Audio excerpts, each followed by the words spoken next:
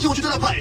মানুষ নাকি পশু? দেখো, তোমার কি মনে হয় এই বাঘটার থেকে উঁচুতে লাফাতে পারবে? সত্যি কথা বলতে ও যদি 4 মিটার লাফায় আমি 4 মিটার লাফাবো। ও দেখো একবার তোমার দিকে তাকাচ্ছে কি করে, হা করে তাকাচ্ছে। ছেড়ে দিচ্ছে। ও বাংলায় কথা বলে না। আমি বলতে চাইছি শুরু করে দাও। আমরা এই মাংসটা দিয়ে ওকে লোভ দেখাবো আর দেখবো কতটা উঁচুতে লাফায়। দেখি ও কি করতে পারে। ও ওইটা চায়। এই তো এবার ও লাফাবি। কতটা উঁচুতে লাফায় দেখা যাক। ও ওহ মাই গড!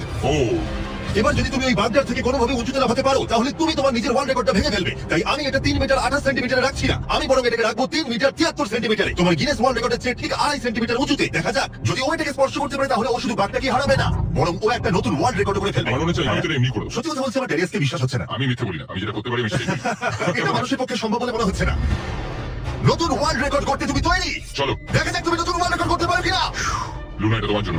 ও কি এটা পারবে?